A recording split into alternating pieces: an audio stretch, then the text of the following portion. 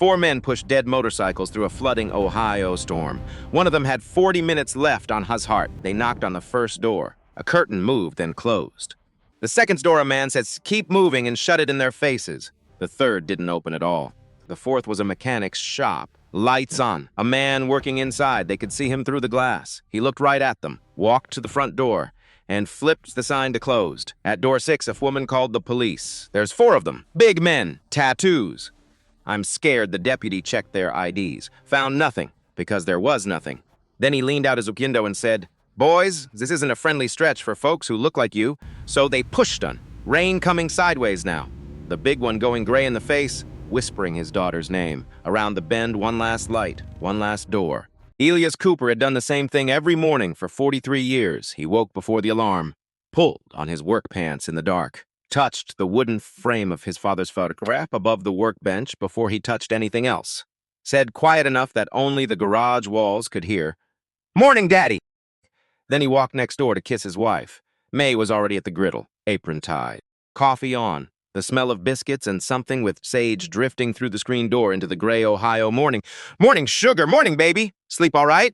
"Mm-hmm." "Roof leaked again." I know. Heard the bucket." She handed him a mug without looking up. 43 years. They didn't need to look anymore. The Cooper property sat on Route 9, 4 miles outside Millhaven. 2 old buildings and a tired little house behind them. Cooper's garage on one side, built by his father Samuel in 1960. May's table on the other, added in 1983 when May quit the diner in town to be closer to her husband. A narrow breezeway connected them. They ate lunch there together every single day at noon. 2 mugs, 2 plates. 43 years. It was life, a small, honest, quiet life. And it was about to end. The bank notice had been on Elias's desk for 2 months. He kept it face down. May kept pretending not to see him turn it face down. Neither of them mentioned it over coffee. Neither of them mentioned it over dinner. They were very good, the 2 of them, not mentioning the thing that sat between them and like a third person at the table. Tuesday was the deadline. Elias counted the cash box that morning. $67, 2 tens. A worn-out 50 he'd been saving in case the truck needed a new battery. He closed the box, looked at his hands. These hands had rebuilt over 3,000 engines. These hands had splinted a child's broken wrist once when a family broke down in a thunderstorm outside the shop and the nearest hospital was 40 minutes away. These hands had buried his mother, his father, his only brother. Now these hands were going to hand over the keys. He didn't tell May that yet. She knew. She always knew. But neither of them was ready to say it out loud. The competing shop 2 miles up Route 9 had been bleeding their customers for a decade. Slick signs, coupon books, a loyalty app on the phone. The young folks didn't know what a master mechanic was anymore. They knew what 15% off felt like. Elias had 4 regulars left. Mrs. Hollister, whose husband passed in spring. The Patterson kids, who brought their daddy's old truck in on Sundays and stayed for biscuits. Russ, from the gas station dish up the road, who came in once a month for an oil change and really came for the coffee. And old Frank Beaumont, 91, who brought in a 1967 Chevy pickup he never actually drove and just liked watching Elias work. That was the whole business. May's table did a little better. Truckers stopped for her sweet tea, which was famous all the way to Columbus, but not enough better. She kept a tin on the counter that read coffee. Pay what you can. Most days she lost money on that tin. Some days a trucker would drop a 20 and walk out before she could give change. That was May. She poured the coffee before she counted the coins. The hardest part of the morning came at 7:15. Their granddaughter Simone came by before school, 17 years old, top of her class. Built a working hydraulic model engine for the science fair when she was 14, which 3 engineering professors at Ohio State says that the most sophisticated student project they had seen in 20 years. Elias kept the photograph of that science fair on the wall next to his father's. 2 weeks ago, the letter had come. Purdue University, College of Engineering, admitted. She had run down Route 9 holding that letter like it was something alive. Elias had cried right there in the garage, grease still on his hands and not caring one bit. The tuition was $41,000 a year. They had $67 in the cash box and a bank notice that said Tuesday. Simone didn't know about the notice. May had made that clear. "She won't hear it from me, baby. Not yet. Not until after she signs whatever she needs to sign. Let her have this." So that morning, sat the biscuit, talking about materials science and thermodynamics, and Elias sat across from her with his coffee mug and his smile and the weight of 40 pounds sitting in the middle of his chest. May watched him from the griddle. Their eyes met once. She just shook her head slow. Don't, not yet, he nodded, bit his biscuit, kept smiling. Two truckers came through at rate. Friendly fellows, knew Elias by name, paid, left. After the door swung shut, May wiped down the counter and said without looking up, "Your daddy used to say you learn who folks are by how they pay you, or how they don't." He said a lot of things. Your daddy, May said. He did. Elias drank his coffee. Neither of them said the other thing. Things how Samuel Cooper used to say about being a black mechanic in a town that wouldn't let him buy a sandwich at the diner across the street in 1963. They didn't need to say it. Some things sit in the quiet between two people who've been married 43 years. At 8:45, after Simone left for school, Elias drove up to the bank. He hadn't planned to. He was going for milk. That's what he told May. Going for milk, baby. But he drove past the grocery and turned into the bank parking lot and sat in that truck for 4 minutes before he went in. He asked to speak with someone about the notice. The loan officer was young, 30, maybe. Wore a tie slightly too tight, nodded the wrong direction, and had the careful expression of someone delivering news they hadn't personally caused. Mr. Cooper, a pause. "I have to be transparent with you." Elias waited. "Your loan was sold, yes, sir. We transferred it 6 weeks ago. The acquiring party has chosen to call the full balance due." Elias looked at the man's tie, at the knot. Too tight, like he said, like somebody had pulled it the wrong direction and the man had just lived with it. "Who bought it?" The loan officer glanced at its screen, looked at Elias, glanced away. "A private party, sir. A local business owner. Name." A longer pause. "Glenn Pruitt." Elias sat in the truck for 11 minutes after that. Engine off. Rain starting to gather on the windshield. Glenn Pruitt, who ran Pruitt's Auto up Route 9, who had been bleeding Cooper's garage for customers for a decade with his coupon books and his loyalty app and his slick little signs, who had smiled at Elias at the hardware store 3 weeks ago and said, "How's business, Elias?" like he was asking about the weather. Glenn Pruitt hadn't bought the debt because he needed the money. He had bought the debt because he wanted the land. 60 years of Cooper family on Route 9, and a man 2 miles up the road had purchased the right to end it. Not with a fight, not with an argument, just with paperwork. Quiet paperwork on a Tuesday morning that Elias didn't find out about until it was almost too late. He drove home, didn't get the milk. May was at the counter when he came in.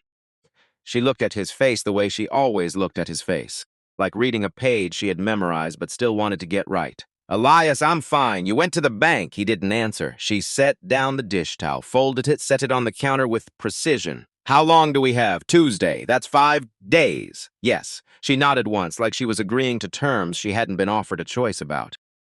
Then she picked up the dish towel and went back to the griddle. They didn't speak about it again until that night. And even then, they spoke around it, the way people who love each other do when the thing is too heavy to carry straight. They spoke about Simone, about the biscuit recipe May was thinking of adjusting, about whether the truck needed a new battery before winter. They did not speak about Glenn Pruitt, not yet. But Elias lay in the dark after May fell asleep, and he thought about a man who had waved at him at the hardware 3 weeks ago. "How's business, Elias?" He thought about that wave, that particular friendliness and what it meant now. He thought about his father's tools on the wall, about the photograph above the workbench, about 60 years of Cooper on Route 9. He didn't sleep much. Saturday arrived the way bad Saturdays do in Ohio. Quietly at first, rain before noon. Not the kind that comes hard for 20 minutes and quits. The other kind. The kind that doesn't stop. The kind that fills the ditches 2 and turns the low spots on Route 9 into rivers by 3. By 4, the tornado watch was running on the radio every 15 minutes. By 5, May had pulled in her open sign and was wiping down the counter for the day. The pantry hadn't seen a customer since lunch. Elias stood bay door of the garage watching the rain come sideways across the lot. He had a transmission half apart on the bench, a job that would pay him $80. The customer wasn't coming today. The customer probably wasn't coming Monday either. He was about to flip his sign and then walk over to May's for an early supper when he heard it. Not engines, not the high clancing sound of a passenger car. Something heavier, lower, wet. 4 motorcycles being pushed, not ridden. He couldn't see them yet. Still half a mile down the road, shapes in the gray sheet of rain. But he could hear the click, click, click of dead chains. 4 men leaning into 4 big bikes, walking them up the shoulder of Route 9 like men moving something they refused to abandon. About a mile back, the road dipped into a hollow where Millhaven Creek ran under a low concrete bridge. By noon, that hollow was a lake. By the time the 4 riders came over the rise and saw it, the water was 9 inches across the road and still sissing. Cole Briggs, who everyone called Diesel, had eased his Harley down into the water at walking speed. Custom build, 4 years of his own work in that machine. He thought he could walk it through. He was wrong. Water into the air intake halfway across. Engine choked dead in the middle of the flood. The 3 men behind him made it 20 feet further before theirs went too. 1, 2, 3. Like a string of candles going out in the same breath. 4 dead Harleys. 4 men standing in chest-deep water in October in Ohio in a storm. It took them an hour to push the bikes out of the hollow onto dry road. Then they started knocking on doors. The first house had a porch light on. A woman pulled the curtain back, looked at them, shut the curtain. They knocked twice more. Okay's answer. The second house, a man in his doorway said, "You boys keep moving," and shut the door before they could respond. The third house didn't open at all. A face in the upstairs window. Then the face was gone. The fourth was a garage. Pruitt's Auto, Douglas Alta 2 mile up Route 9. Cole saw the lights on in the bay, saw the shape of a man through the glass moving under a hood. He felt the particular relief that comes when recognize a fellow craftsman. When you think, here, this one will understand, they knocked. The man looked up. He looked at Cole, at Tank, at Reaper, at Doc.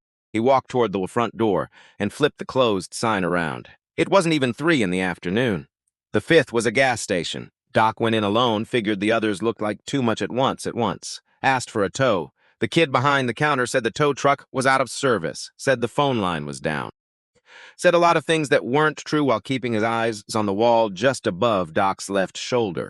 The sixth was a ranch house. Nice. A swing set in the backyard. They knocked. A woman opened the door 3 inches with the chain on. They started explaining. She shut it. 2 minutes later, they heard her through the kitchen window. There's 4 of them. Big men, tattoos, I'm scared. The sheriff's deputy came out in 15 minutes.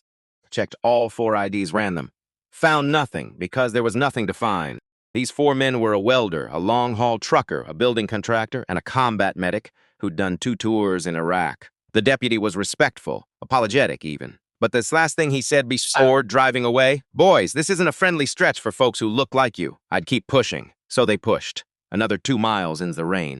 Soaked through, shivering, blistered. Cole coughing, going gray in the face, leaning on his handlebars because standing upright on his own had become a project requiring concentration. Doc Raines fell back beside him as they walked. He watched Cole's breathing, the way his jaw cut tight, the way his right hand kept moving to his left chest without Cole seeming to notice he was doing it. "How long since your last dose?" "I'm fine." "Cole," I said, "I'm fine. Your pills are in the saddlebag. When did you last take one?" A silence that went on too long. "This morning." "What time this morning?" Cole didn't answer. Doc looked at Tank. Tank looked at Reaper. Nobody said the thing out loud, but all 3 of them. Doc's had tours behind him, and he had watched men bargain with their bodies in the middle of situations where stopping wasn't an option. He had seen men convince themselves they were fine right up until the moment they weren't. Cole Briggs had a heart condition he'd been managing since his second tour. A valve problem the Army doctors caught on a routine exam. They prescribed medication and told him to be careful about cold, about exertion, and about exactly the kind of situation they were currently in. Doc moved close beside him, voice low, steady. "Cole, I need you to hear me. You have maybe 40 minutes before I can't make promises about what happens next. Do you understand what I'm telling you?" Cole kept pushing the bike. "Yeah, then we need to find somewhere, now."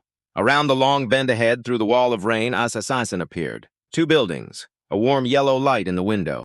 Old painted letters. Some faded, some carefully touched up over the years by someone who refused to let them disappear. Cooper's Garage, May's Table, Est, 1960. Cole looked at his 3 brothers.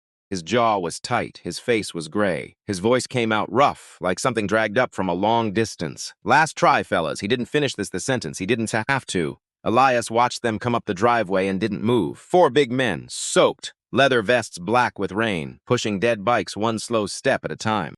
The lead one leaning on his handlebars with a kind of desperation that Elias recognized even from a distance, because he had seen it before in men whose body were running on the wrong side of empty. He stood in the bay door for 1 full second. He saw the patches, the beards, the tattoos on the necks of 2 of them. He heard in his own head every voice in Millhaven that had ever whispered about those types. He thought about the bank notice in his desk drawer. He thought about Glenn Pruitt's name on the paperwork. He thought about Simone running down Route 9 with that Purdue letter like it was something alive. 1 full second. Then the breezeway door behind him opened. May stepped out onto the breezeway in her apron, dish towel over her shoulder. She looked at the men coming up the driveway. She looked at her husband, Elias. "May, there I see what they are." She said it the way she said everything. Quiet, certain, final, bring them in. That was that. Elias pulled his coat off the hook and walked out into the rain. The four men stopped at the edge of the lot like they were afraid to come any closer until someone said they could. Like men who had been turned away enough times in the last 3 hours that they no longer trusted a lit window to mean anything. Park them under the overhang, Elias called. Out of the wet. Then come inside. The big one, Cole, tried to say thank you and started coughing instead. The cough didn't stop. The other three reached him before he went down. Elias moved fast for a 68-year-old man with arthritis in both knees. He got Cole's left arm over his shoulder and walked him toward May's table. What's your name, brother? Diesel. A pause. Cole Briggs. Okay, Cole, we're getting you inside, sir. Cole's voice was ragged. Heart. I got a heart condition from the service. My pills are in the saddlebag. Elias looked over his shoulder at the man with the medic patch on his vest. Son, his pills now. Already on it, sir. That was Doc Raines, already moving back toward the bikes before Elias finished the sentence. Inside May's table, May had already lit the wood stove in the back room. She was pulling quilts off the shelf when they came through the door, and she didn't glance up at the size of them. Didn't look at the tattoos or the dripping leather or the mud on 4 pairs of boots. She walked straight up to Cole, put one small hand on his cheek. Looked at him in the way she'd looked at Simone during 103 fever when Simone was 9 years old. Oh, baby, you're freezing. Sit down before you fall down. Cole Briggs, 45 years old, 6'3", 280 pounds. A tattoo of his daughter's name across his throat. A man who had stood in situations worse than this one and not flinched. He sat down like a child told to. She had his vest off in 30 seconds, folded it carefully across the back of the chair the way you'd handle a man's uniform. Then his soaked t-shirt. She wrapped him in a quilt she had sewn herself the winter Simone was born, and she pressed 2 fingers gently to the side of his neck to check his pulse. Where are those pills? Coming, ma'am, Doc said already through the door. She got the first tablet into Cole's with sips of warm water, sponged his forehead with a clean cloth, checked his pulse again. Her face was calm and unhurried, which was the face May wore whenever something needed her to be the calmest person in the room. Elias. She didn't look up from Cole. He's running hot. Fever building. I see it. She talked to Cole the way she talked to everyone who needed something from her, not around the situation, directly into it. Cole, you got family at home? Yes, says. His voice was coming back, warmth returning to his face by slow degrees. A daughter? He looked at her. His eyes changed completely. Lily, she's 7. Lily. May nodded like she was writing it somewhere permanent. Pretty name. You hold on to Lily. Picture her face and hold on to it. Something moved in Cole's throat. He nodded, said nothing. Which was the right response, because some things a person can only see in silence. Out in the main room, the other 3 were standing in a row dripping rain onto May's floor. Tank, Moody, 6'4", neck tattoo. Hands that could wrap around a tire iron with room to spare, currently hanging at his sides like he didn't know what to do with them. Reaper Voss, 52, face like weather-beaten granite, eyes that had cataloged too many things and stopped advertising the fact. Doc Raines, 44, back already from the bikes with Cole's medication, still calculating, still running numbers in his head, though medics do when the emergency isn't quite over. May came out of the back room. Looked at the 3 of them. One look. You. It's a single point at each. Sit. Tank sat. 6'4" of man folded himself onto a diner stool like a scolded child. Because that was what May's voice did to people. It wasn't loud. It didn't need to be. You're soaked. You're scared for your friend. You can't help him better than I can right now. So you're going to sit there and eat, and then you're going to let me work. Understood? Yes, ma'am, Tank said. Quiet, genuine. She put 3 plates down, fried chicken left from lunch, biscuits, gravy, sweet tea from a sweating glass pitcher poured without asking whether they wanted it. Tank bed into a biscuit. His hands were shaking. He bit it again, set it down, picked it back up. His jaw started to do something he clearly hadn't planned on, because a man his size doesn't expect his jaw to go unsteady in a stranger's diner over a biscuit. He wiped his face with the back of an enormous hand. Ma'am. His voice was not quite his. I'm sorry, just eat your biscuit, son. Maze through walls without Teprick room. Heard through walls without trying. Made it this morning. Eats best when somebody needs it. He ate it, eyes bright, jaw still working. Not making a production of it. Just a big man at a counter, in the rain, eating a biscuit that tasted like something he hadn't had in a long time. Not the biscuit itself. The thing behind the biscuit. Reaper hadn't spoken. He sat at the far end of the counter, watching May work through the pass-through window, watching how she moved around Cole, how she touched his shoulder before walking away each time, like she was leaving something good behind to keep him company. Finally, low. Not to anyone in particular. 5 doors said no to us today. May's voice came from the back, even and untroubled. I heard you.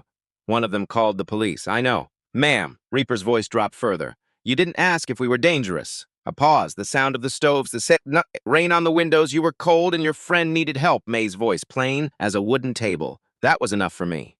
Reaper turned his face toward the window. Doc Rains from the corner was quiet for a moment. 5 doors, ma'am. 6 if you count the garage up the road. Elias, standing in the doorway between the garage couch and the kitchen, went still. You know which one that was, he said. He hadn't meant to say it aloud. Doc looked at him. You do? Elias looked at the counter, at his hands. At the $67 he had counted this morning and the name on the bank paperwork. His name is Glenn Pruitt. Nobody asked him to explain. But the words came out anyway, because a man can only carry so much before the weight finds its own exit. He bought my debt, bought it from the Sanks 6 weeks ago, wants the property. I've known that man 20 years. The room was quiet except for the stove and the rain on the glass. Tank set his biscuit down. Doc looked at the floor. Reaper nodded, slow, like a man adding something to a list that had been growing a long time. At 9:45, Elias raised the volunteer fire on the CB radio. Bridge underwater. Ambulance couldn't cross until 10:30 at earliest. He explained the heart situation. The dispatcher said, keep him warm, keep him still, keep him hydrated, don't let him stand. Elias hung up and came back to the main room. May was already pulling dry clothes from the box she kept in the back closet. Old shirts of Elias's, flannels. A basin under the sink. Curtain in the storeroom for privacies, she said, like a foreman. Get out of those wet things. Doc paused at the storeroom door and looked at Elias. Mr. Cooper. He chose his words.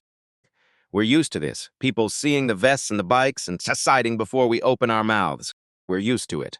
A pause. You didn't decide? Elias was quiet for a moment. He was thinking about his father about 1963, about the story Samuel C. Cooper had told him once, only once, about walking across the street from his own garage to the diner for a cup of coffee and being told to use the back entrance. His own garage, his own street.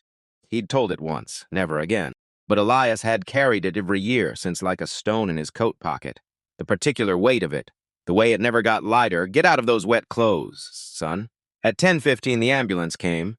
The water at the bridge had dropped enough to cross. The paramedic checked Cole's vitals in the back room while May held his hand.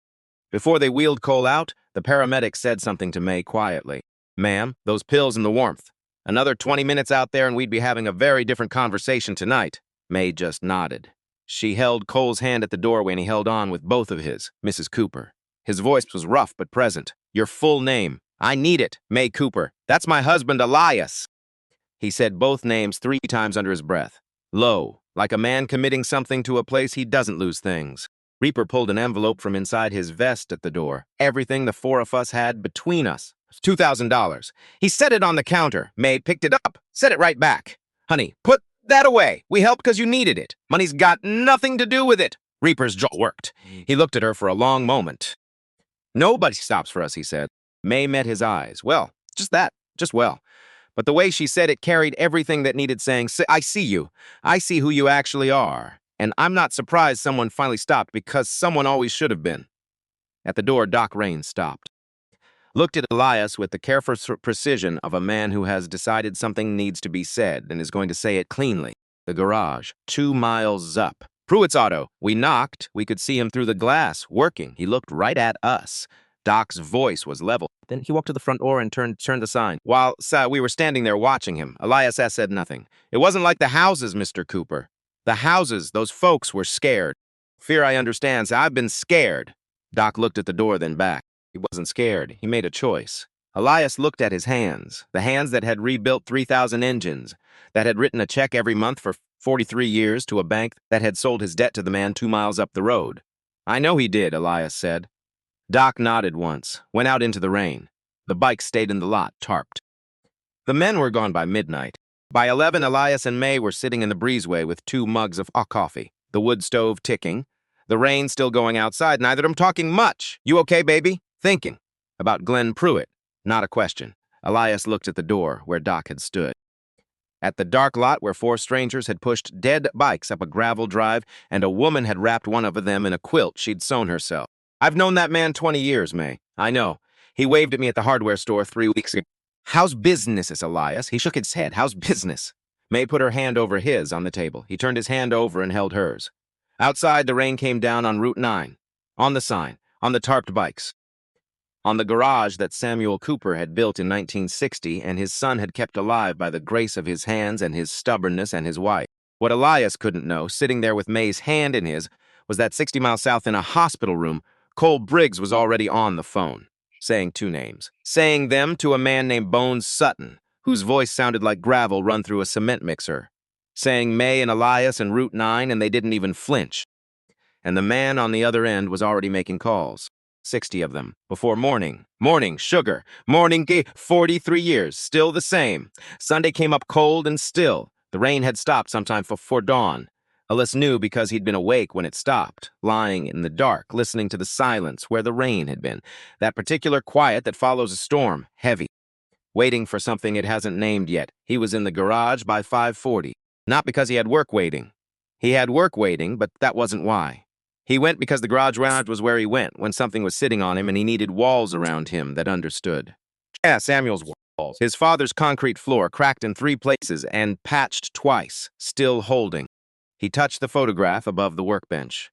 Morning, Daddy. Put the coffee on. Stood in the bay door with the mug and looked at the lot. 4 tarped motorcycles, rain-dark gravel, the overhang still dripping. He looked at the shapes under the tarps and thought about Cole Briggs saying Lily, she's 7. The way his eyes had changed when he said it, not softened exactly, opened, like a door swinging in. He thought about what the paramedic had said to May. Another 20 minutes. He thought about 20 minutes. What 20 minutes looks like from the inside of it. How it can be the distance between a man seeing his daughter again and a daughter growing up without her father. How thin that margin was. How many times a day that margin exists in the world, invisible, unremarked, and how most of the time nobody on either side of it even knows it was there. He drank his coffee, watched the lot. Didn't count anything. May opened May's table at 6:30 like every other Sunday for 43 years. 2 truckers came in at 6:50. Earl from the feed company out of Akron. Friendly fellow, knew Elias by name.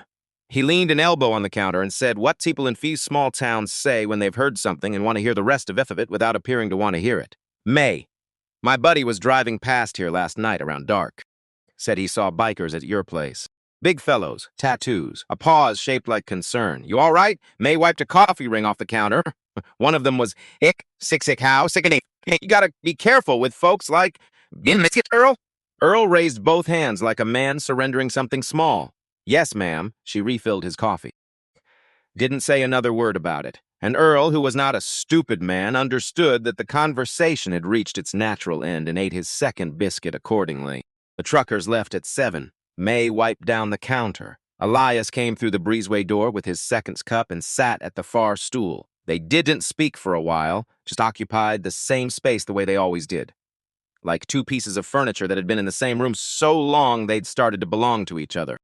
Then the phone rang. May picked it up. May's table? Mrs. Cooper? Yes, baby. It's Doc Raines, calling from the hospital. She set the dish rag down, slow and deliberate, the way she set things down when she needed both hands free for what was coming. How is he? He's gonna be all right, ma'am. Cardiac team caught everything. Stabilized overnight. He's awake and talking. A brief pause. First thing he asked when he could talk was whether you and Mr. Cooper were okay. May turned her back to the counter, walked into the storeroom with the phone. Her eyes had gone bright in the way they did when she was not going to cry in front of anyone and needed a wall between herself and the room to manage it. You tell him we're glad. You tell him to rest and not be stubborn about it. I will, ma'am. Doc's voice was careful, the way it got when he was choosing what came next. Mrs. Cooper, something else.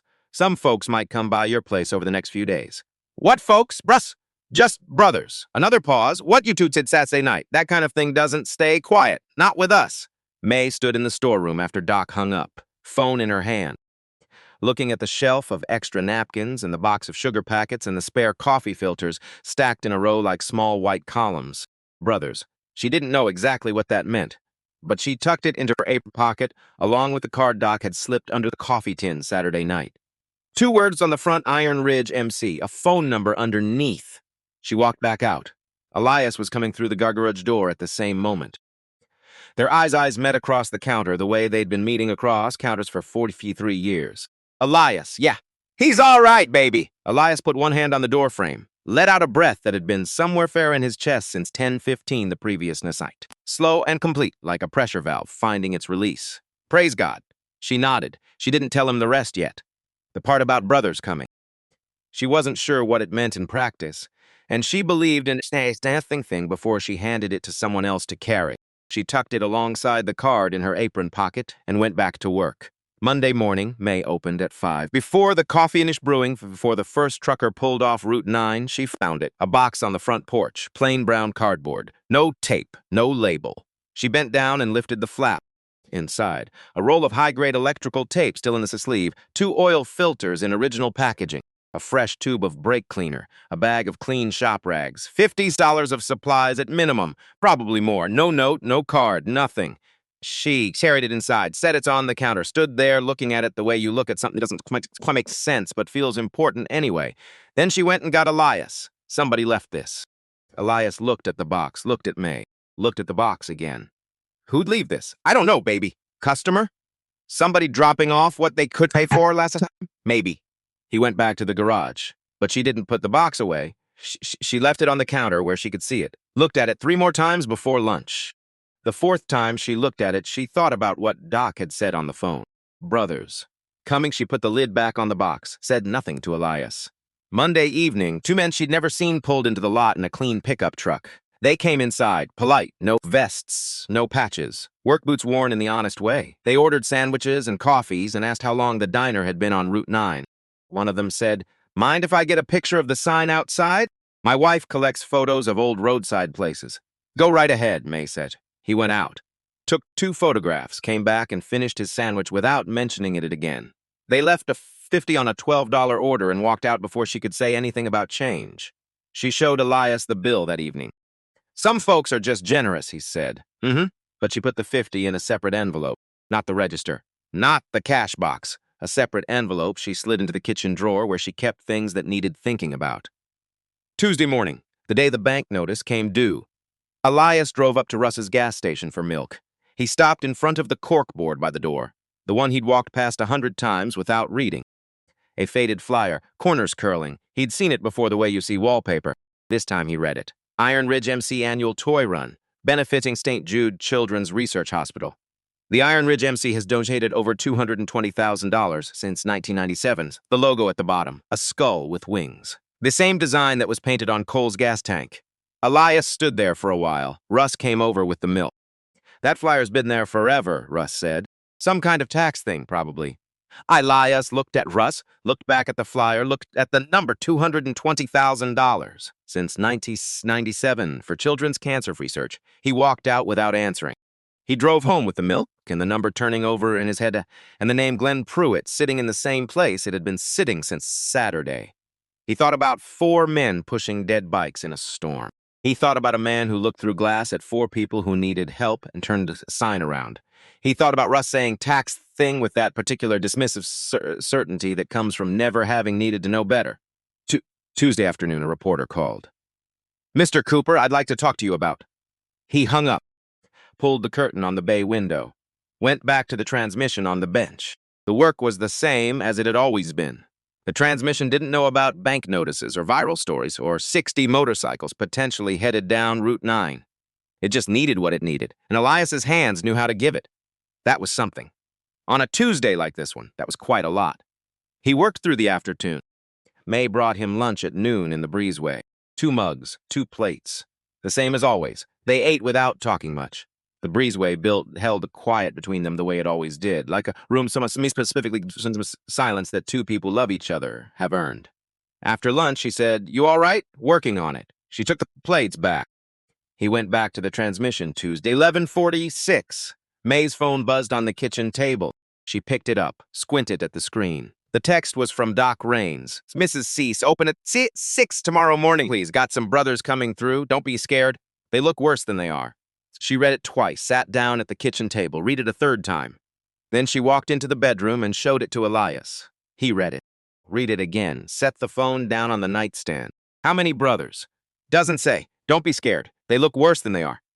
He looked at the ceilings. That is not a reassuring sentence. "No, May!" "Yeah." He looked at her. "What do you think?" She looked at the phone, at the box of supplies she'd left on the pantry counter since Monday morning, at the 50 in the kitchen drawer, at her husband's face in the dark. "I think," she said, "we're going to need a bigger pot of coffee." At 5:58 Wednesday morning, May Cooper brewed 3 pots instead of 1. Elias was outside by 6, dragging the trash can to the side of the lot. Kept glancing toward the highway every 2 minutes without meaning to. He'd put on his good work shirt, the dark blue one May had given him for his birthday 3 years ago. The one he wore when something mattered, and he wanted to show up for it properly. May noticed from the window. She always noticed. She didn't say anything. The mist hung low across Route 9, sky the color of old pewter. The lot was empty, was empty, subtle spurred sombered somewhere in the highway going on without them, indifferent and constant. Then Elias stopped moving. He set down the trash can, stood straight. Because he heard it, low at first, far off, coming from the south like weather. Then more of it, then more on top of that, layering building, until the sounds stopped being individual engines and became something else entirely. A wall of it, a front moving up the road, the kind of sound that doesn't so much arrive as arrive inside you, vibrating in the chest before it fully reaches the ears. May stepped out of the pantry doorway, dish towel still in her hands. She walked to the edge of the breezeway and stopped. The mist broke. 60 Harleys. 60! Coming up Route 9 in tight formation, 2 and 2, like a military parade that hadn't told the town it was coming. Behind the bikes, 3 pickup trucks stacked with toolboxes and lumber. A flatbed carrying roofing materials, bundled and strapped. 2 contractor vans, one marked Sutton & Sons Construction, the other Ridge Roofing LLC. A food truck with a crow painted on the side. A man with a camera hanging from his neck and an Iron Ridge vest on his back riding in the bed of the last truck.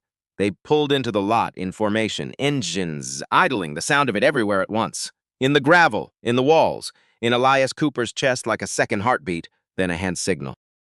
Nobody saw it given, but every engine cut at the same moment. Silence dropped on the property like a blanket falling from a great height. Suddens, total, the kind of silence that has...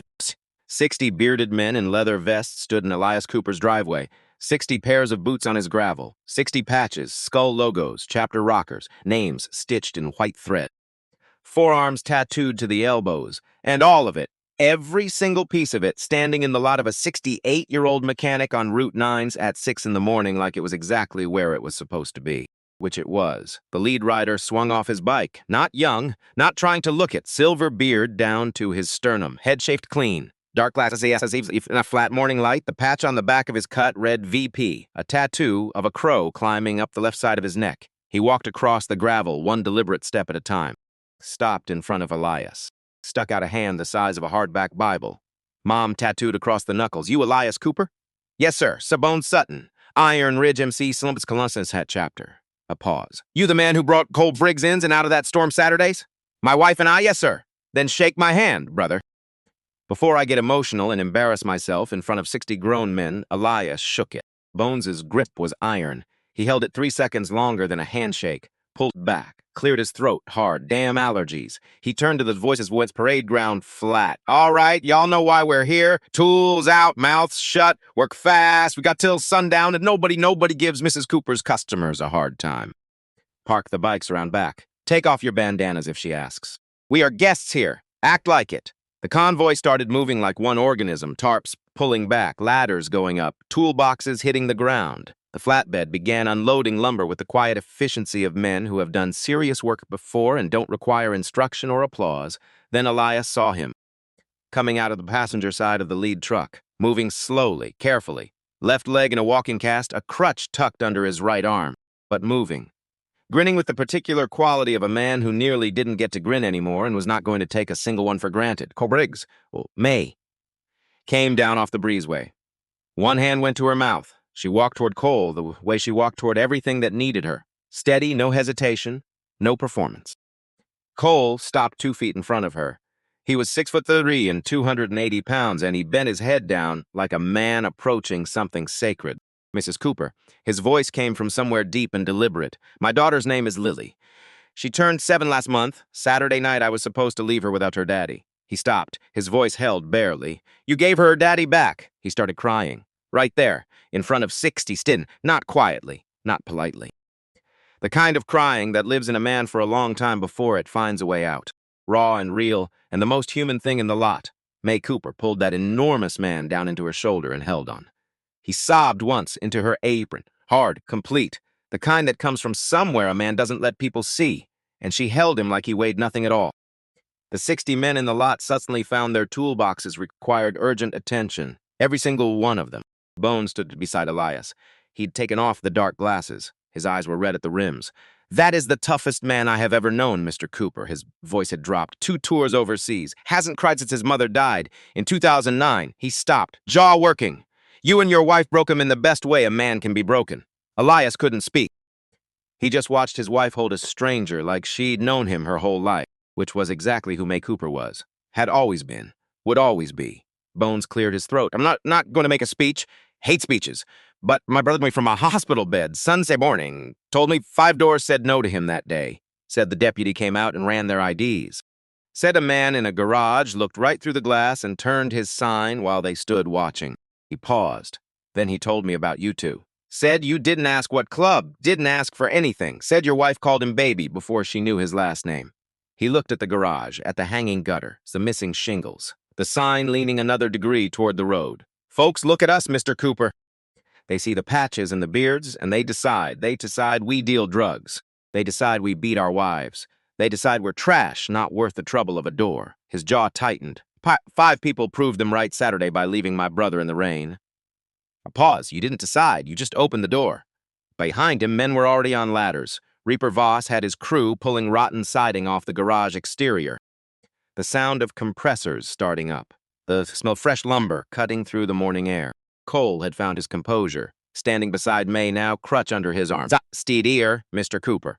He nodded toward a man walking up from the construction van. "Quiet, solid, work shirt, no vest. Reaper owns Sutton and Sons Construction. Labor and materials top to bottom, both buildings." Another man came forward from the roofing van, younger. Tank's build, Tank's eyes. That's Tank's older brother. His father runs Ridge Roofing. He's doing your building roofs. Cole looked at the house behind the 2 buildings and the house. May's hand went to her mouth again. Slower this time. She had not told anyone the house roof leaked. Not Simone, not the truckers, not Earl from Akron. She had managed it with buckets and patience for 6 winters.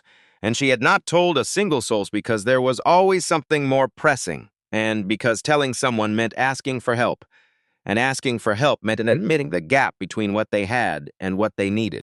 How did you know?" she said. Cole looked at her. "Saturday night while you looked at her simply. Saturday in care of me. You mentioned the bucket in the bedroom. You said it like it was just something you sieved with." He held her gaze. "You don't have to live with it anymore." May covered her face with both hands. Both hands! Which for May Cooper was the equivalent of anyone else collapsing entirely. Bones looked at Elias with something close to satisfaction. "Where's the coffee, Mr. Cooper?" "My wife makes the coffee." "Then get your wife freed up so she can make it, because 60 men are about to be very thirsty, and I have been hearing about her coffee since Sunday morning." The work began, and the work did not stop.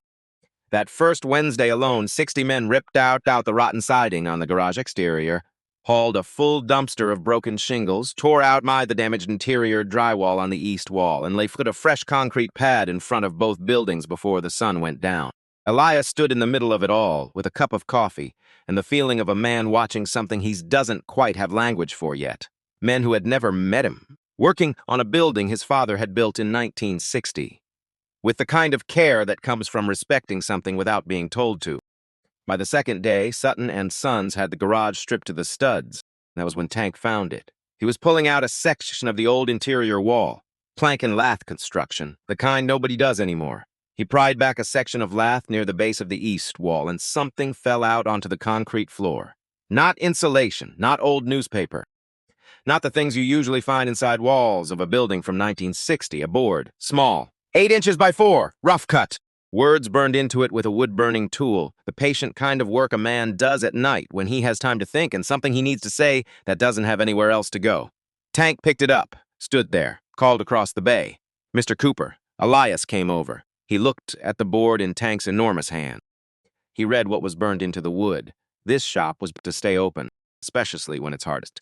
Below it, in the same careful burned letters, "Samuel Cooper, 1960. Elias stood there, didn't move for a long time. His father had put it inside the wall, not on display, not above the workbench where people could read it and nod and move on. Inside the wall, hidden. Like a foundation stone that holds everything up without ever being seen. Samuel Cooper had written that in 1960 and sealed it inside the wall of the building he was raising with his own hands, in a town that wouldn't let him buy a sandwich at the diner across the street, and he had never mentioned it to anyone. He had just built the building and put the words inside it and let them hold. May appeared at Elias's shoulder. She'd come from the pantry at some point. He hadn't heard her. She looked at the board, read it once, put her hand flat on Elias's back, between his shoulder blades, and left it there. Neither of them said anything. Because what do you say? What do you say when you are standing in the ruins of something you nearly lost, and you find out that the man who built it left you a message? Left it inside the wall where no one would find it unless the wall came down. Left it there in case the worst ever happened, in case someone had to tear it apart. In case his sons or his son's son or whoever stood in this bay when the hard time finally arrived needed to know that the building had always known what it was for. Tank set the board on the workbench with the same care he would have given a living thing. Turned around, found something in his toolbox that needed immediate attention. The men nearby did the same. Bones stood a few feet back, hands in his pockets, jaw working. He didn't say anything either. He just stood there and witnessed it, which was the right thing to do. Elias picked up the board, looked at it a long time. Then he set it on the shelf above the workbench, next to his father's photograph, the two of them together. He went back to work. Nobody mentioned it again that day. But everyone in that garage knew it was there. The scholarship conversation happened on day 6. Bones came boozed the breezeway at noon and set a manila envelope on the table where Elias was eating lunch. Dropped it flat and stepped back with his arms crossed like a man who has done something he knows is right and is prepared to defend it. Brothers voted. Elias wiped his hands on a rag, opened the envelope. Official stationery, the Iron Ridge MC Community Foundation. He read it slowly. Simone Cooper, Purdue University, College of Engineering, full scholarship, 4 years. Tuition, books, housing, stipend. Total value, $96,000. Funded by member contributions. He read it again. Put it down, picked it back up, his eyes filled. Not the polite kind, the kind that spills. Tears ran down his face into his coffee, and his hands forgot they could do something about that, so they just sat there on the table while it happened. Bones, don't go soft on me, Cooper. Bones, sign the paper. Elias set the pen down. Bones looked at the pen, looked at him. What? One condition. Of course there is. The voice of a man who has just driven 2 hours to give someone a life-changing gift and is now being told there are terms. What is it? Make it permanent. Elias looked up. Every year. 1 scholarship. Trade school. Engineering. Culinary. Doesn't matter as that. He held Bones's 1 rule. Every recipient does 1 free job per year for someone who can't pay. For the rest of their career. Forever. It doesn't stop with Simone. Bones stared at him across the table for a long moment. Outside, nail guns and compressors and the sound of 60 men rebuilding something. Inside, 2 men and a table and a pen. You are a genuine pain in the backside, you know that? Yes, sir. Sir. Where am I supposed to find board votes for a permanent structural change to the foundations? I'll wait. Cooper, I'll wait, Bones. The pause that followed lasted exactly as long as it needed to. Fine. Bones pulled a pen from his vest pocket, clicked it once, set it on the table to his. Done. I'll handle the board Monday. Signs before I reconsider. Elias. Signed. Bones clapped him on the back hard enough to make him cough, which was intentional, and they both knew it. That evening, the crew knocked off at sundown. The lot emptied slowly. Trucks pulling out. The sound of 60 engines starting up in sequence and facing south toward the highway. Then silence again on Route 9. Clean silence, the kind that comes after work. Elias was in the bay alone at 9 o'clock, sitting on a stool, his father's board on the shelf above the workbench. Coffee gone cold in the mug beside him. He wasn't doing anything in particular, just being space. Headlights in the lot. He recognized the truck before the engine cut. He'd seen it 2 miles up Route 9 every working day for 20 years. Glenn Pruitt sat in the lot with the engine running for a while. Long enough that Elias thought he might just pull back out and go. Then the engine went off. The door opened. Glenn Pruitt walked into the garage. He was 55, medium height. The look of a man who had worked at being a certain kind of person for long enough that it had become the person. He stood in the bay door with his hands in his jacket pockets and didn't say anything for a moment. Elias didn't offer him a chair, didn't say anything either. Glenn reached into his jacket, pulled out an envelope thicker than a letter. He walked to the workbench and set it down without ceremony. The loan paper was His voice was flat, honest, discharged. I called the title company this morning. It's done. Elias looked at the envelope. Did not pick it up. Why? Glenn didn't answer right away. He looked at the wall. At Samuel's tools hanging in their original spots, replaced by 60 strangers who'd been given explicit orders to put every single one back exactly where it was. He looked at the board on the shelf above the photograph. Then he sat down. Not offered a seat. Not asked. He just sat on the stool by the compressor, and it was the first time Glenn Pruitt had sat down inside Cooper's garage in 20 years of being 2 miles up the road. My father ran a shop in Columbus, he said. 1974. A man came in looking for work. Best pair of hands my father ever saw. He told me that. Said he could see it in 5 minutes the way the man moved around an engine. Glenn looked at the floor between his feet. He turned him away. No particular reason he ever admitted out loud. He just turned him away and hired somebody else and didn't think much about it for a long time. Elias waited. He thought about it at the end. He said it once, out loud, in a hospital room. Alone, he thought. But I was there. I heard it. 2 days before he died. Like, Glenn's jaw worked. Just one time, but he said it. The garage was very quiet. I bought your debt because I wanted your road frontage. Glenn said it plainly. The way a man talks when he has decided that the least he owes is the unvarnished version of himself. I wanted to expand. I saw an opportunity and I took it, and I did not think about your father building this place in 1960. I did not think about 43 years. A pause. I thought about what I wanted. He stood up.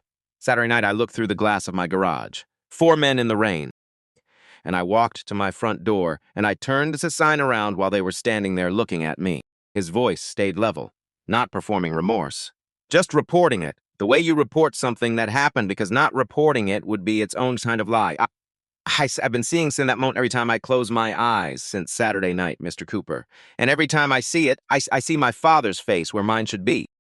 He moved toward the door. I'm not asking you to forgive me. I'm not certain I'd forgive me. He stopped at the bay door. Didn't turn around. I just couldn't let a bank take this place. Not after he stopped. Not after what I did. He walked out. The truck started. Headlights swung across the bay wall. Then the sound of the engine fading north up Route 9, back toward the shop 2 miles away, and the lot was dark and quiet again. Elias sat alone in his garage for a long time, his father's board on the shelf. This shop was built to stay open, especially when it's hardest. A man named San Samuels who burned those words into wood in 1960 and hid them inside a wall in case someone ever needed them. A man named Glenn Pruitt who heard his father say sorry once out loud in a hospital room 2 days before dying, and carried that for 20 years before it finally outweighed what it was competing against. He thought about how long things travel. Guilt, debt, silence. The moment of apology that never gets said until it's almost too late, and sometimes later than that. He sat there until May called from the pantry. Elias, coffee's going cold. He stood up, put his hand on the shelf beneath the board, not touching it, just near it. Then he walked next door. 2 mugs, the breezeway, the night air cool and clear, the rain long gone, stars above Route 9. May knew something had shifted in the garage tonight. She could read him the way she read weather, not by looking directly at it, but by feeling the change in the air before it arrived. Wow. Wait. Glenn Pruitt came by. She set her mug down. Careful. He discharged the loan, a silence. His father, Elias, said, Columbus, 1974. Same story, different man. He turned his mug in his hands. He heard his father say sorry for it, once, in a hospital room. May looked at the highway for a while, at the stars above it. Did you say anything to him? No, are you going to? Elias thought about it. Not yet. May picked her mug back up. They sat. The night was clear. Stars above Route 9, above the new siding going up on the garage. Above the stack of roofing material waiting for tomorrow's crew. Above the sign Sutton Sons, it's quietly waiting on day 3, without being asked because it was leaning and they had the tools and it was the right thing to do. The next morning, Preacher Mason and found Elias. Earl Mason, 72, a face like leather left in the sun too long and then appreciated for it. A vest so covered in patches it had become more patched than fabric. He came around the corner of the garage on day 6 with 2 cups of coffee, both black, and sat on a milk crate beside Elias without asking. They drank for a minute, not talking, just watching the crew work. 2 men who understood the value of sitting next to someone without needing to perform. Then Mason said low and easy, like a man reading from something he'd prepared a long time ago, My father ran a body shop in Mansfield, 1971. A black mechanic walked in looking for work. Best hands, my old man, ever himself, 30 years later, told the man he didn't have anything for him. Sip. He took a long sip, set the cup down on the gravel between his feet. My father said sorry for it out loud. Alone, he thought. Hospital bed. Night before he died. I was in the hallway. I heard it through the door. He stood up, slow. The way a man stands when his knees have more miles on them than they were built for. Folks look at this vest, Mr. Cooper, and they see a scary old white man on a motorcycle. Folks look at you. They see what their grandfather taught them to see. He looked at the 60 men working on the garage and the pantry and the roof of the house behind them. Some of us riding down here this week. It's a couple of generations late. From both sides, he stuck out his hand. Earl Mason. They call me Preacher. Elias shook it. Preacher walked back toward the work without looking back. Elias sat on the milk crate for a long time after, thinking about Mansfield and Columbus and a Saturday night in 1974 and a man named Samuel who hid a message inside a wall and never told anyone it was there. Thinking about how many stories were traveling right now that he would never hear. How many hospital rooms? How many last words said to empty air that were meant for something down the road? How many of them were about a door? He sat there until the coffee was cold. Then he went back to work. Because there was work to do. And the work was still the same as it had always been. And his father's tools were on the wall where they belonged, and the board was on the shelf, and the shop was still open. By Wednesday evening, word had moved through Mill Haven the way word moves through a small town, fast, sideways. In the parking lot of the hardware store, and over the counter at the gas station, and through the window of every shop on the main road that had watched 60 Harleys roll through at 6 in the morning. Glenn Pruitt heard it before noon. He didn't come in that day, or the next. But Elias noticed on Thursday morning that Pruitt's auto had fewer cars in the lot than usual, and on Friday, Mrs. Hollis drove past Pruitt's without slowing down and pulled into Cooper's instead. She didn't say anything about it. She just handed Elias her keys and said, "I heard you had some company this week." "Yes, ma'am," Elias said. "Good company, I hope." "The best kind," he said. She nodded once. "Like that settled something. 11 weeks. That's how long it took. 11 weeks of steady progress, with weekends off and coffee breaks on schedule. 11 weeks of rotating crews showing up before sunrise. Of nail guns starting at 6 and not stopping until the light ran out. Of May making biscuits every morning for however many men appeared that day. Sometimes 12, sometimes 30, sometimes just Reaper and 2 guys from his crew who had driven for hours because they had a Saturday free and they knew where they were needed, and that was enough reason. 11 weeks of Elias standing in the middle of his father's garage, watching it become something new without losing anything old. Because that was the instructions Bones had given on day one, loud enough for everyone in the lot to hear. Nobody touches the daddy's wall, and nobody did. Every wrench Samuel Cooper had hung on the back wall in 1960. Every spanner, every soldering iron with a worn wooden handle, every tool with a story only Elias knew. Each one was moved temporarily, photographed, cataloged. The man who did the cataloging was named Chip, a retired librarian from Canton who had joined Iron Ridge MC at 61 because his cardiologist told him stress was killing him, and it turned out that riding a motorcycle fixed that considerably. He documented each tool with the precision of a man who understood that some things only look like objects. When the new wall went up, fresh drywall, mudded smooth, painted, every tool went back. Exact same spot, exact same order. Chip had a photograph for each one, and he checked every placement twice. Elias walked in the morning they finished it, stood in front of that wall with his hands at his sides, looking at his father's tools the way you look at someone's face after a long absence, making sure everything was still there, making sure nothing had been lost in the translation. Nothing had. The pantry got the same treatment, 6 new booths with cushions that didn't punish your back after 20 minutes. A commercial coffee station that could pull a proper espresso but also just make regular coffee the way May always had, which was what mattered. A new griddle, larger, commercial grade, donated by a member named Curtis who owned a restaurant supply warehouse in Cleveland and who, when Bones told him what it was for, had it loaded on a truck before Bones finished the sentence. The breezeway between the 2 buildings was rebuilt entirely. Proper roof for it now, ceiling fan, 3 sides of lattice with climbing roses planted at the base, the kind that come back every spring without being asked. May had mentioned wanting a porch garden once, years ago, to Elias in the dark, not as a complaint or a request. Just a thought that came out and then went back in because there was always something more urgent. Someone had heard it. She didn't know who. She never asked. She just came around the corner one morning in week 7, stopped walking. 3 raised flower beds with fresh soil, 2 rose bushes staked and watered, a wooden bench painted white, and a small wooden sign on a stake in the nearest bed. "Welcome. Sit a while."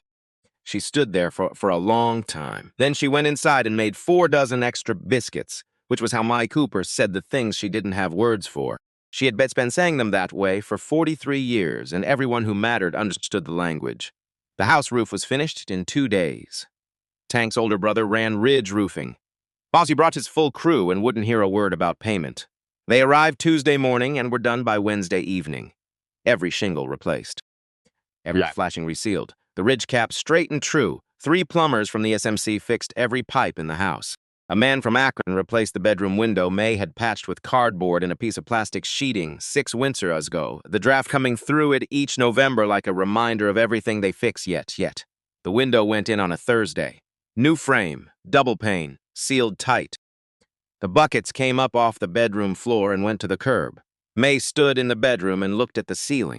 Clean plaster, dry, no water stains, no dark spots waiting to spread. She put her hand flat against it, the way Elias put his hand flat on an engine to listen.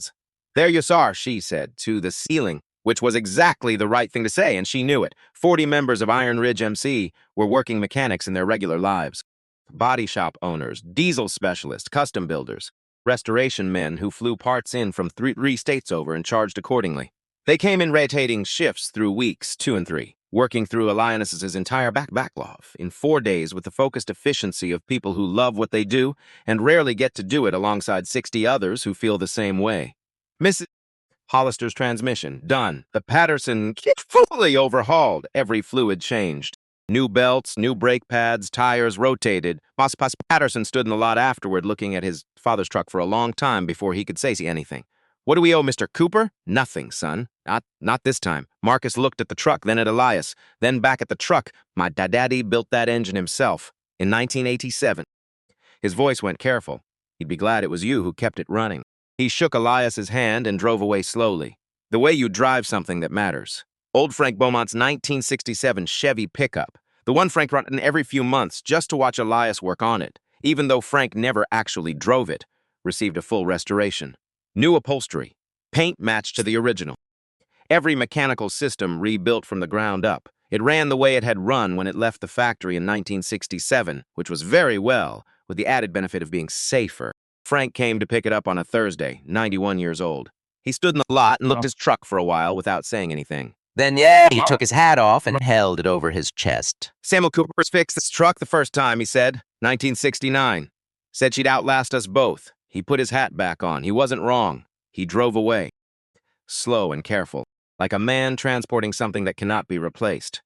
Which he was. Elias stood in the middle of all of it and did what he had always taught, because that was what his hands knows you how to give, and teaching was the only way to make sure what Samuel had built inside him didn't end when he did. He had a way of pressing a screwdriver handle against a component and putting his ear to the other end, listening through the metal for what the machine was trying to say. His father had taught him. "Don't look, Elias. Listen. A machine will tell you what it needs if you ask it the right way." He said it now to whoever was standing beside him, the younger Iron Ridge members. Devin Marsh, who hadn't been hired yet but had started showing up anyway on day 4 and simply made himself useful until the question of whether he belonged stopped being a question. "Watch," Elias said to them. "Then, don't watch. Listen," and they listened. A 68-year-old black mechanic with arthritis in both knees and 43 years in his hands transfers knowledge that no video and no manual had ever managed to capture, because you cannot capture it. You can only stand beside someone who has it and let it come across the way heat comes across, not by being handed anything, but by being close enough long enough. That is how it has always worked. That is the only way it has ever worked. On day 8, Simone came home for the weekend. She stood in the doorway of her great-grandfather's shop and turned in a slow circle, taking in the new lift, the new lighting, the benches, the compressor, the tool wall, granddaddy. It looks exactly like it always did." She kept turning, except new, Elias said. "Yeah," she stopped turning, looked at him. "How? People came. What people? The right kind." She walked to the tool wall, stood in front of it, ran her eyes along the row of handles, different metals, the shapes she had known since before she could read. Then she looked up at the photograph of Samuel Cooper above the workbench. Then at the board on the shelf beside it, she walked to the board. "Read it. Read it again. He would have loved this." "He does," Elias said. "He said it the way you say something you actually believe. Not for comfort, not for the sound of it, because it was true and he knew it, and the knowing felt like the most solid thing in the room." Simone graduated in June, first in her class. Elias sat in the 3rd row of the gymnasium with grease still under 2 fingernails because he had not wanted to be late and had not had time to scrub properly, and he did not care even slightly. May cried from the moment Simone's name was called until approximately 45 minutes after they got home, which was her right. In August, Simone left for Purdue. The scholarship conversation had happened the previous December on a Sunday evening. After dinner, breezeway. 3 mugs. Simone with her tea the way she'd always had it since she was 12 and decided coffee was for later in life. The roses that had been planted in week 7 were already putting out new growth along the lattice. Small, determined green shoots reaching toward whatever was up there. Elias S. slid the envelope across the table. Simone opened. Read it. Put it down. Picked up. Read it again more slowly, the way you read something when the first pass doesn't convince you it's real. She set it down. Granddaddy. This is. She looked up. Eyes wet. This is everything. I know. Who would she stopped? Started over. Why would they? Because you earned it, May said, from across the table.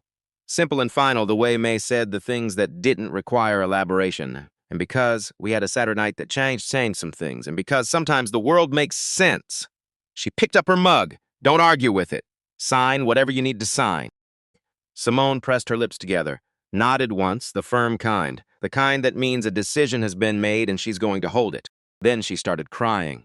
And May Cooper, who had been waiting since that Purdue letter arrived to be allowed to cry about it herself, who had been holding the weight of 67 sobs and a bank notice and a granddaughter's future in her chest for 2 months without putting it down once, let herself cry too.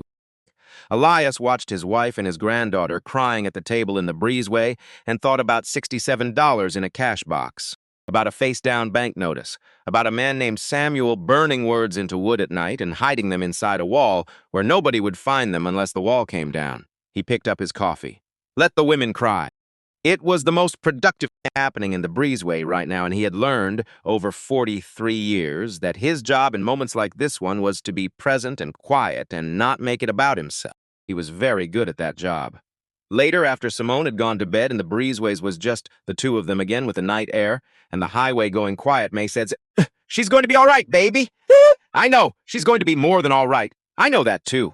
May clinked her mug against his. They sat until the coffee was gone, and then a little while after that, because the breezeway at night was one of the best places either of them had ever been.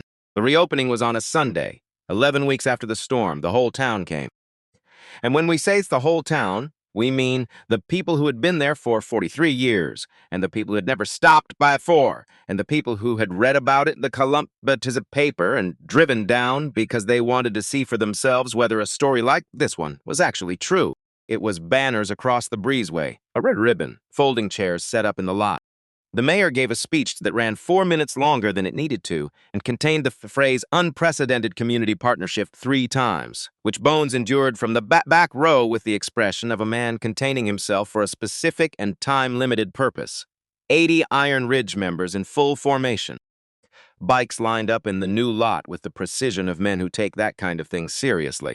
Simone cut the ribbon. In the photograph that ran on the front page of the Columbus paper the next morning, you could see Simone with the scissors, grinning. Elias to her left with his hand on her shoulder. May to her right, already crying, attempting to disguise it behind her coffee mug with partial success. Bones behind them with his silver beard and his dark glasses and the expression of a man trying very hard not to feel anything and failing completely. He almost made it. Cole was there, cast off now. Walking without the crutch, moving a little more carefully than he used to, but moving. After the speeches and the ribbon and the crowd spilling into the diner and the garage, he found May by the coffee station. He was carrying something, a small, frame simple wood. He held it out without a word. May took it, a child's drawing. Crayons. A man with a big beard on a motorcycle, beard extending down past the frame's edge the way a child draws things when the detail matters more than the boundary. A woman in an apron with yellow hair. Lily's interpretation, generous with color. A house behind them, with a bright red heart drawn on the roof, filled in completely, not an outline. Across the bottom, in the careful, deliberate printing of a child who knows this is important. Thank you for saving my daddy. Love, Lily. May stood holding it. Cole watched her. She drew it the day after I got home, Sakami said. Sat at the kitchen table for 2 hours. Let me see it until she was done. His voice was doing its thing. The slightly rough thing it did when he was holding something in. She said, "Daddy, I need to send this to the people who kept you here." May looked up at him. She said that. She said exactly that. May looked at the drawing again, at the yellow-haired woman in the apron holding something that might be a spatula or might be a spoon. At the heart on the roof, filled in red all the way to the edges. "I'm going to hang this behind the counter. I was hoping you'd say that." She hung it that afternoon, behind the counter, eye level, where she could see it from the griddle every single day. It is still there. The story didn't stay local, By Tuesday, the Columbus paper's front page had been shared enough that a regional wire picked it up. By Friday, it was national. By the following Monday, the video clip, shot by the photographer in the leather vest who'd ridden up with the convoy on that first Wednesday, the one who'd stood quietly in the lot and said nothing and seen everything, had 9 million views. People left comments in 14 languages. A woman in Glasgow said she missed her bus stop because she was crying on it. A retired schoolteacher in Tennessee read the story to her class, and 3 students asked if they could write letters to the Coopers. A man in Montana wrote that he had driven past a woman with a flat tire the week before and kept going, and that after reading this story, he had pulled over and thought about it for a long time. He didn't say what he decided, but he stopped and thought about it. That's the kind of story this was, not the kind that makes you feel warm and then lets you go back to normal. The kind that asks you a question you have to answer honestly if you're going to answer at all. 6 doors said no. Would you have been the 7th? Saturdays on Route 9 stopped being quiet. By the 3rd weekend, the lot was full from sunrise. Bikers from 4 states. Couples who drove from Columbus just to sit in May's booths and eat her biscuits. Truckers who rerouted their hauls through Millhaven specifically to pick up a jar of sweet tea for the road because the word had reached Columbus, and beyond that, May's sweet tea was worth the detour. Russ at the gas station quietly put a donation jar on the counter beside his register with an Iron Ridge flyer next to it. No explanation, no sign, just the jar and a flyer. It filled up most Saturday. The hardware store town, which it had been thinking about closing, didn't. It added 2 employees instead. The diner across the highway hired 3 new staff. Millhaven, which had been contracting slowly for a decade, found itself with a reason for people to stop. The town shifted, not all at once, not with an announcement. The way they shifts in October, you don't see it moving. You look up one afternoon and realize it's different than it was an hour ago, and you can't say exactly when it changed. Devin Marsh arrived on a Thursday morning in December, 6 weeks after the reopening. 22 years old. He had driven 2.5 hours from outside Cincinnati. He knocked on the bay door at 7:45. Elias was under a hood and didn't look up. "We're not open yet." "I know, sir, I'm not a customer." Elias looked up. Devin Marsh, young. Work boots worn in the honest way that takes actual work to achieve. A piece of paper in his hand, a printout of the Columbus paper article, folded and refolded so many times the creases had gone soft. "Mr. Cooper, my name is Devin Marsh. I've been doing body work and engine repair since I was 16. I drove up from Cincinnati because he stopped, started over. It's because it's worth saying right, because I want to learn from you. If you'll have me." Elias looked at the young man, at the boots, at the calluses on his hands, which told more than the paper did. "You eat breakfast?" "Not yet, sir. Go next door. Tell May I sent you. Come back when you're done." Devin looked at him. "Does that mean it means go eat breakfast, son? We'll talk after." Devin Marsh went next door. Came back 35 minutes later, which was slightly longer than expected, because May had asked him questions, and he had answered them, and she had given him Siniska biscuit and asked more questions, which was May's interview process and had been for 43 years. He had the job before he sat down at the workbench. May sent him home every night for 2 years with biscuits wrapped in foil and a reminder about what to eat and when, because she had decided he wasn't eating enough, and that was something she could fix and therefore would. She hired Sandra Pruitt 2 weeks after Devin started. 34 years old, single mother of 2 boys. She had been doing the math off on rent versus groceries for 8 months in a way that was not going to resolve in her favor. May paid her above minimum wage, sent her home every night with whatever was left in the warming tray. Not as charity, as employment. Because May Cooper understood the difference between those 2 things and knew that getting the difference right was everything. Sandra cried in her car on her first payday. She called her mother and said something her mother repeated to May 6 months later, quietly at the counter. She said, "Mama, somebody finally treated me like I was worth something." May didn't repeat that to Elias for a while. When she did, it was in bed, in the dark, the way the important things always got said. He didn't answer right away. Then, "Your daddy used to say the best use of a door is to keep it open." May took his hand in the dark. "I didn't know your daddy. He would have liked you. Of course he would have." She settled against the pillow. "I make excellent biscuits." Glenn Pruitt came back on a Tuesday morning in January, not night, not quietly. He walked up through the door of May's table at 7:15 and sat at the counter, second stool from the left. May set a mug in front of him, said nothing. He looked at the mug, at his hands. "I'd like to pay for my coffee." That's generally how it works. He stopped. Tried again. I'd like to be a regular customer. If that's something that's that. He stopped again, if that's possible. Hey, May, set the pot down. You want a biscuit? Yes, ma'am. $2. She brought him the biscuit. He ate it, drank his coffee, left $4 on the counter and walked out without making anything of it. He came back the next Tuesday, and the one after that.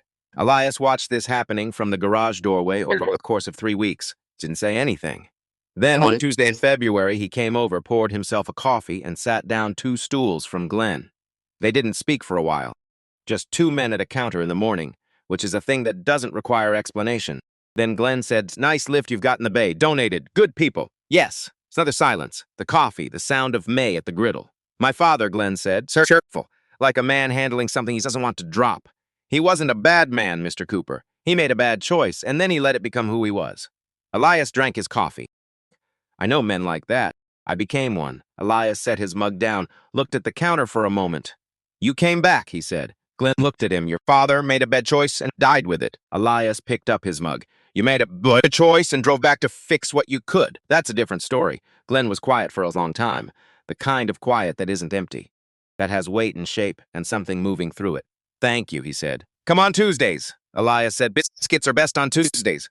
He walked back to the garage. Glenn sat at the counter for another few minutes, finished his coffee, left a proper tip, walked out. He came back on Tuesdays. He still does. Preacher Mason drove down from Mansfield one Saturday a month. He bought an oil change he didn't need and a slice of pie he definitely did. He and Elias rarely said much to each other. Sometimes they talked about engines, sometimes about the weather. Sometimes they just occupied the same space without requiring anything of it. May watched them from the counter and knew exactly what was being said in the nods and the silences. The real conversation. The one underneath the one you could hear.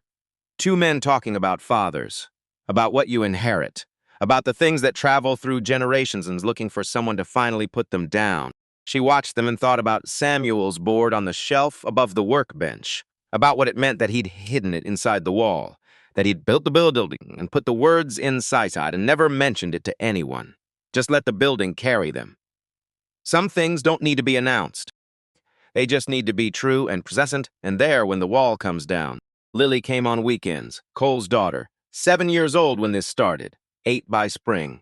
The kind of 9 that showed up in a hurry, as if she'd decided in advance that she wasn't interested in taking her time about things. She sat on a milk crate in the bay and asked questions at a rate that Elias found genuinely impressive, having spent 68 years around people who thought they asked a lot of questions. What's that do?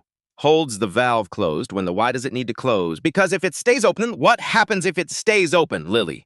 What? Hand me that ratchet.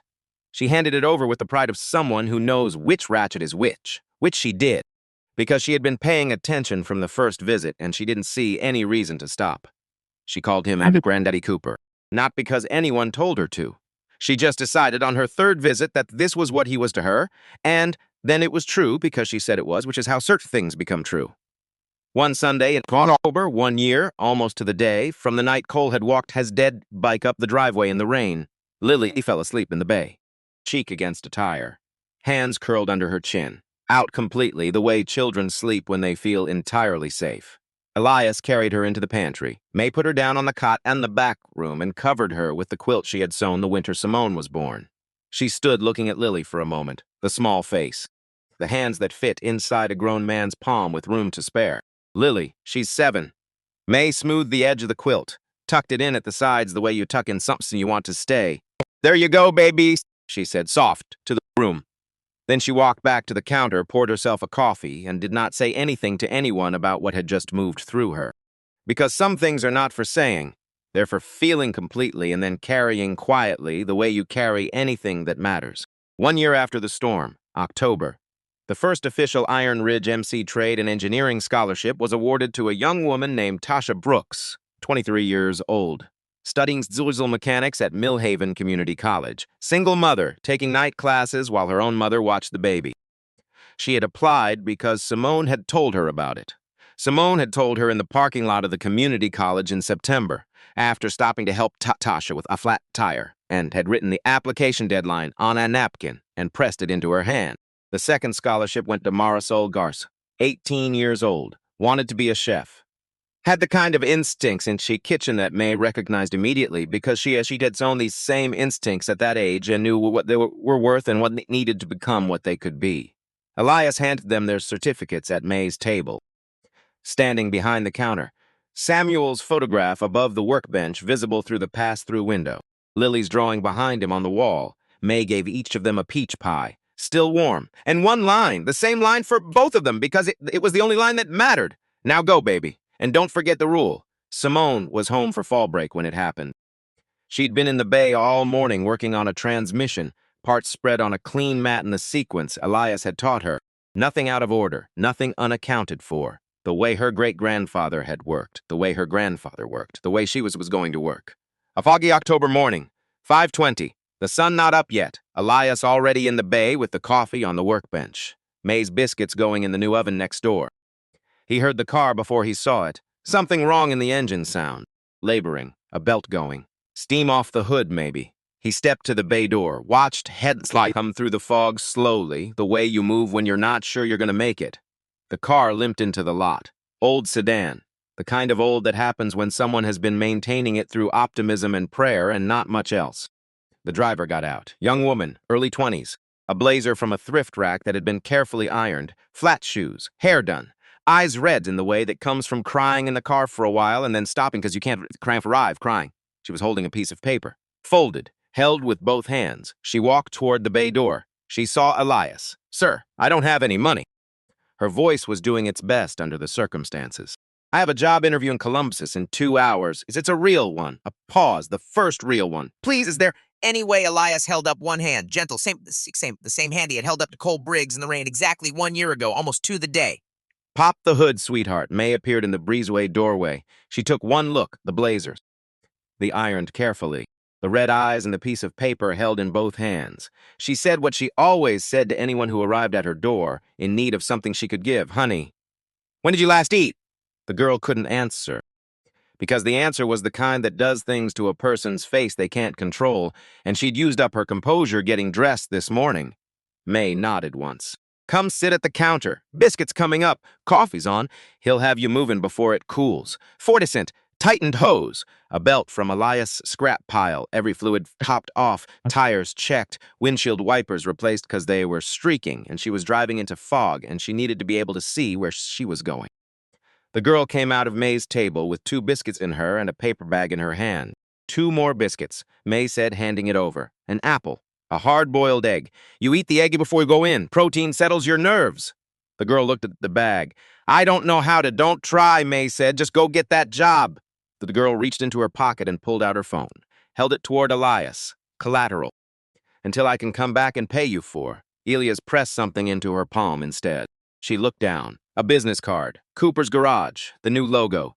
She turned it over, his handwriting on the back. Careful. The same thing he had written on the card he gave Simone the day she left for Purdue, which Simone still kept on her desk in her dorm room next to her great-grandfather's apron. "You don't owe us. Pass it on someday." The girl looked up. She was trying to find the words for this. For a foggy October morning on Route 9, and a man who fixed her car without asking for anything, and a woman who packed her a lunch, and a card that said she didn't owe anyone anything except forward. She couldn't find them.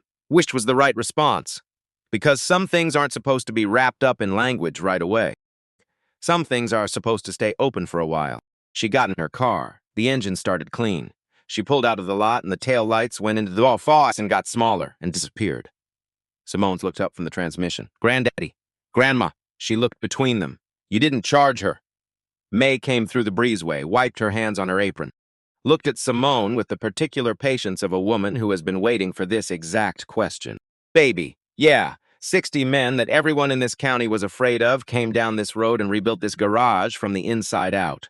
Got you through 4 years of engineering school." She picked up her coffee. "You think we charged that girl for a belt and a biscuit?" Simone looked at her grandmother, then at her grandfather, then at the parts spread on the mat in front of her. Everyone in its place, everyone count out for, the whole system laid out so you could see how it worked and what each piece was for. She picked up a component, turned it in her hands, sat down in its place. "No," she said, "I guess we don't." She went back to work. Elias caught May's eye across the bay. She raised her mug, he raised his. From somewhere out on Route 9, faint through the fog, the sound of Harleys, SATA riders heading south. One of them tapped the horn twice as they passed Cooper's Garage, the way Iron Ridge members always did now when they came through. 2 taps. In greeting. in acknowledgement, in the shorthand that had developed between people who didn't need to explain themselves to each other anymore. Lasasse and May went to the breezeway, 2 mugs, 2 chairs. The morning light coming through the fog in the slow way it does in October, not burning it off so much as gradually persuading it. The bronze plaque by the front door caught the early sun. Bones had paid for it himself, had shown up one morning with it under his arm, and a man with a drill had installed it without ceremony or announcement. This place stayed open because 2 people answered the door when no one else's would. The Iron Ridge MC with gratitude. Forever. May clinked her mug against Elias's. Morning, sugar. Morning, baby. The fog was thinning. The road was clearing. Somewhere out there, a young woman in a careful blazer was driving toward Columbus with 2 biscuits and a hard-boiled egg and a card that told her she didn't owe anyone anything except the obligation to pass it forward. Somewhere out there, Simone Cooper was figuring out a transmission and becoming the engineer that Samuel Sam Cooper's granddaughter had always been meant to be, working in the bay her great-grandfather built with his tools on the wall and his words on the shelf and his photograph watching over all of it. Somewhere out there, Lily was waking up on a Saturday and already asking questions before her feet hit the floor. Somewhere, Preacher Mason was loading his bike. Glenn was making coffee and thinking about Tuesdays. Devin Marsh was already in the bay before the sign flipped to open, because that was just who he was. And on Route 9 in Millhaven, Ohio, 2 buildings and a house behind them. A breezeway with roses coming in. A tool wall that hadn't changed since 1960. A board on a shelf that said what it needed to say. A child's drawing behind the diner counter. A plaque by the door. And 2 people in 2 chairs with 2 mugs, the way they had been every morning for 44 years, because some things don't need to change. Some things just need to continue, because that's what a door is, not the wood, not the hinge, not the sign that says open or closed. A door is the decision you make when someone is standing on the other side of it. And once you learn to make the decision without flinching, without checking first whether the person on the other side looks like someone you expected, you can't unmake it. You don't want to. 6 doors said no on a Saturday night in October. A 7th says yes. And a 68-year-old mechanic and his wife who poured the coffee before she counted the coins, they didn't do it for what came after. They didn't know what came after. They did it because a man was sick and needed help, and it was raining and they had a door. That was the whole of it, and the whole of it turned out to be enough. Morning, sugar. Morning, baby. 44 years. Still counting.